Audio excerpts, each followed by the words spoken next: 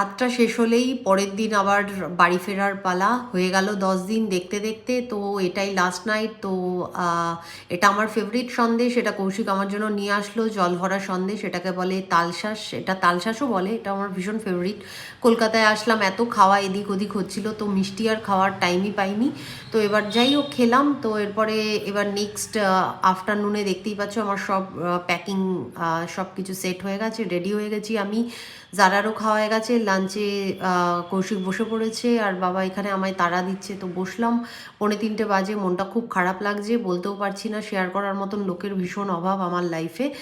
আর মানে কান্না তো পাচ্ছি, কিন্তু হাসি মুখেই সব কিছু মানে কি বলবো, হজম করছি। আর মনটা খারাপ লাগলেও তো কিছু করার নেই, কেউ নেই। আর যেন মনে হচ্ছে যেন আর আশা হবে না, আর যেন এটাই মনে হচ্ছে শেষ। এইভাবেই তোমাদের সাথে ব্লগটা